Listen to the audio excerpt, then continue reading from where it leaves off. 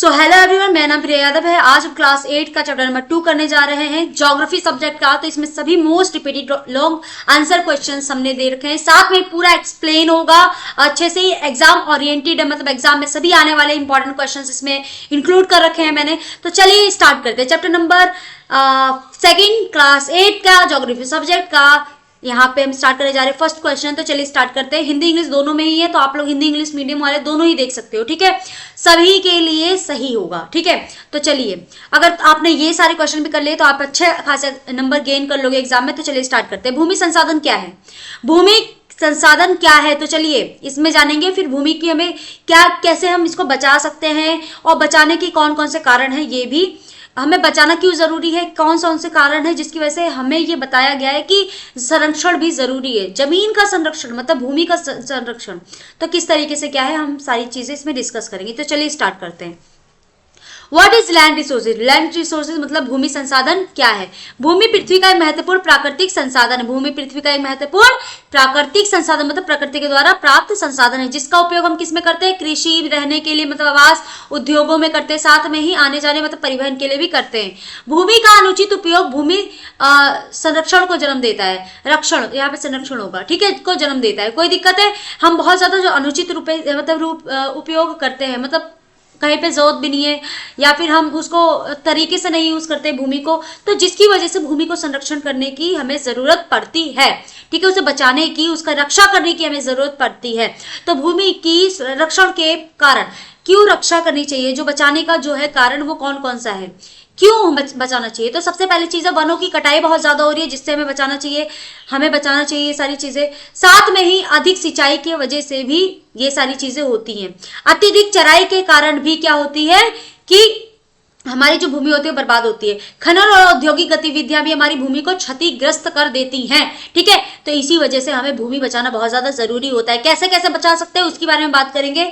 भूमि संरक्षण के उपाय, तो वृक्ष रोपण, वृक्ष लगा के, सीढ़ीनुमा खेती। सीढ़ीनुमा खेती कहाँ पे होती है बेटा? ये पहाड़ों पे की जाती है। पहाड़ों पे सीढ़ी की तरह बना के उसमें फसलें उगाई जाती हैं, ठीक है। तो इसलिए सीढ़ीनुमा खेती इसको बोला जाता है। नियंत्रित चराई मतलब कि एक सीमा में चराई की, हाँ भाई इतने समय से इतने समय तक, या फिर इतने मंथ में ही तुम चराओगे, बाकी नहीं चराओगे, इस तरीके से, ठीक है। नियंत्रित, चराई को नियंत्रित करना।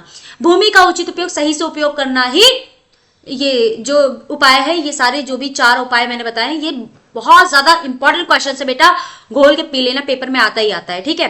तो चलिए स्टार्ट सेकंड क्वेश्चन, पहले इसके इंग्लिश के बारे में बात कर लेते हैं, फिर उसके बाद सेकंड पे आते हैं। आंसर इंग्लिश में हम करेंगे, ठीक है। Land is an important natural resources used by agriculture, housing, industries and transport. देखो मेरी बात सुनो, जो लैंड है हमारे लिए बहुत ज्यादा ही जरूरी नेचुरल रिसोर्सेज है, क्योंकि ये हमें क्या करता है? एग्रीकल्चर के लिए सहयोग करता है, घर बनाने के लिए, इंडस्ट्री से, मैंने वो जो चीज इसमें बताई वही चीज है, ठीक है। आप लोग एक बार देख लेना इसे सही से, आपको जो ना पढ़ना है वो पढ़ लेना, ठीक है। और अब आगे आते हैं। देखो अफोरेशन वही है, देखो वृक्षरोपण, ट्रैक फार्मिंग मतलब ये सीढ़ीनुमा खेती, कंट्रोल ग्रेजिंग मतलब नियंत्रित चराई का करना, भूमि का उचित उपयोग मतलब प्रॉपर लैंड यूज, ये सारी चीजें इसी का ही इंग्लिश है, ठीक है। इसी का ही इंग्लिश है, मैंने हिंदी का पूरा बता दिया, इंग्लिश का भी सेम ही है, ठीक है। तो आप लोग ध्यान से देख लेना, ठीक बेटा। अब आते हैं, मिट्टी क्या है? मिट्टी के अपर्दन के कारण एवं संरक्षण के उपाय बताइए। मिट्टी क्या है? तो व्हाट इज सॉइल? सॉइल क्या है भाई? एक्सप्लेन द कॉजेज, मतलब कारण बताइए। सॉइल इरोजन, इरोजन जो हो रहा है, झड़ रहा है, जो भी जा रहा है, उसका कारण क्या है? मेथड ऑफ सॉइल कंजर्वेशन, हम कैसे मिट्टी को बचा सकते हैं? तो देखिए सिंपल सी बात है, मिट्टी पृथ्वी की सबसे ऊपरी सतह जो लेयर है ना, सबसे, soil is the upper most layer of the earth form by the watering, weathering of rocks and the support plant life, पौधों के विकास के लिए सहायक होती है। देखो सिंपल सी बात है, मिट्टी जो है पृथ्वी का सबसे ऊपरी जो लेयर है उसको बोलते हैं, और ये हमारे पौधों को बड़ा करने में बहुत ज्यादा अपना योगदान देता है, ठीक है, सपोर्ट करता है बड़ा करने में, ठीक है। मिट्टी अपर्दन के कारण, अपर्दन क्या होता है? मिट्टी का एक जगह से दूसरी जगह जाना ही अपर्दन कहलाता है। इरोजन, सॉइल इरोजन क्या होता है? एक जगह से दूसरी जगह जाना ही सॉइल इरोजन कहलाता है। जल और वायु क्या होता है? देखो जल और वायु, अगर पानी बहेगा तो मिट्टी एक जगह से दूसरी जगह तक लेकर जाएगी, साथ में हवा के साथ में मिट्टी चली जाती है, तो इसको विंड एंड वाटर, इन सब की साथ भी क्या हो जाता है कि हमारा जो इरोजन होता है सॉइल का, ठीक है।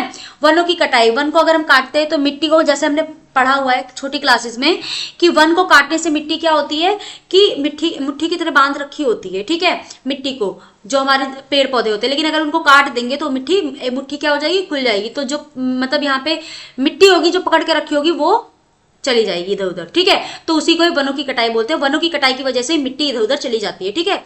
मतलब एक जगह से कम, कहीं पे ज्यादा, कहीं पे कुछ, ठीक है। तो मिट्टी का एक जगह से दूसरी जगह जाना ही अपर्दन कहलाता है। अब देखो गलत कृषि पद्धति, अगर हम गलत तरीके से फॉल्टी फार्मिंग प्रैक्टिसेस करेंगे तो ये भाई कुछ ना कुछ गलत तरीके से खेती उगाओगे तो होगा ही ना, मिट्टी का अपर्दन होगा। निर्माण कार्य जब कोई चीज बनता है, कंस्ट्रक्शन एक्टिविटीज होती हैं, तो तुम्हें पता है कि मिट्टी का इधर उधर होना होता ही है। अब देखो मैंने ये पढ़ा दिया, ये वाला देखो ध्यान से, नहीं ये वाला नहीं है, हाँ ये नहीं, ये भी नहीं है। अभी तक समझ में आया? अब देखो मृदा संरक्षण के, कहाँ गया, ये बता दिया था। हाँ, मृदा संरक्षण के उपाय देखिए, मृदा संरक्षण के कौन कौन से उपाय, मृदा को हम कैसे बचा सकते हैं। तो पट्टीदार खेती करके, भाई पट्टीदार खेती करके तुम बचा सकते हो, जिसको हम बोल सकते हैं स्ट्रिप क्रॉपिंग, ठीक है। स्ट्रिप क्रॉपिंग के द्वारा बचा सकते हैं। साथ में वृक्ष रोपण, मतलब कि अफोरेस्टेशन मतलब पौधों को लगा के। सीढ़ी नुमा खेती मतलब कि ट्रेस फार्मिंग के द्वारा भी, मैंने बताया था ना सीढ़ी नुमा खेती किस तरीके से पहाड़ों के पे की जाती है। फसल चक्र मतलब क्रॉप रोटेशन, बार बार इस बार ये उगाया, अगली बार दूसरा, अगली बार दूसरा, इस तरीके से हम कर सकते हैं, ठीक है। अब आते हैं, देखो ध्यान से, हमें एक और क्वेश्चन आ रहा है हमारे सामने। ये सारे जो भी मैंने करवाए हैं ये सेकंड क्वेश्चन के सारे इंपॉर्टेंट थे, ठीक है। अब आते हैं हम थर्ड पे। तो थर्ड में क्या है, जल संसाधन क्या है, जल संरक्षण क्यों आवश्यक है, मतलब जल संसाधन क्या है और जल को हमें क्यों बचाना जरूरी है। What are water resources, why it water conservation necessary. देखो हमारे लिए वाटर रिसोर्सेज क्या है और हमें पानी क्यों बचाना चाहिए। जल संसाधन में नदियां, झीलें, भूमिगत जल और हिमनद शामिल है। पृथ्वी पर जल सीमित है और उसका बड़ा भाग खारा है।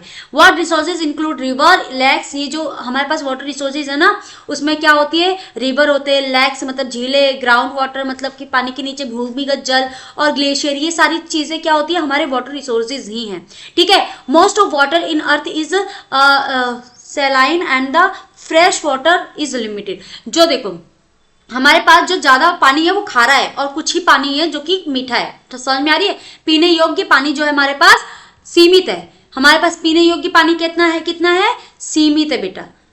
पीने योग्य जो पानी है हमारे पास वो सीमित है, बाकी खारा है सारा। जल संरक्षण आवश्यक है क्योंकि हमें जल क्यों बचाना है, जरूरी क्यों है, रीजन क्या है, क्योंकि मीठा जल हमारे पास थोड़ा सा है।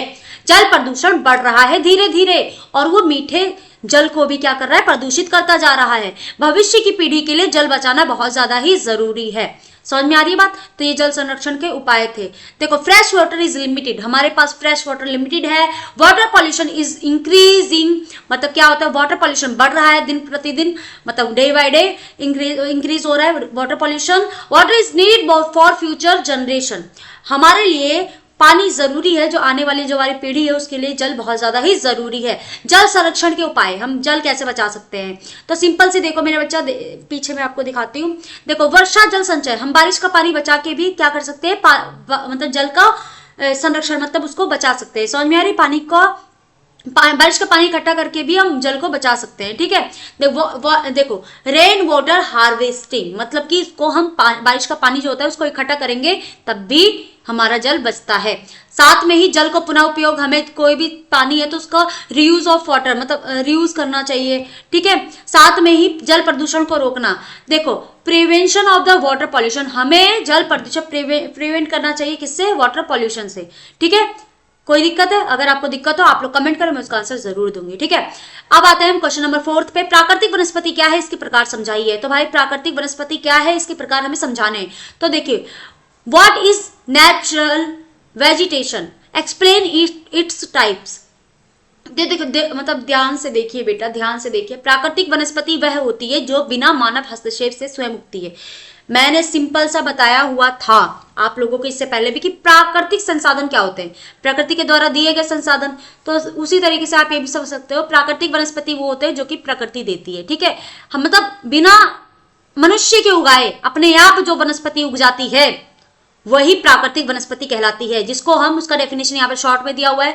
प्राकृतिक वनस्पति वह होती है जो बिना मानव हस्तक्षेप के स्वयं उगती है।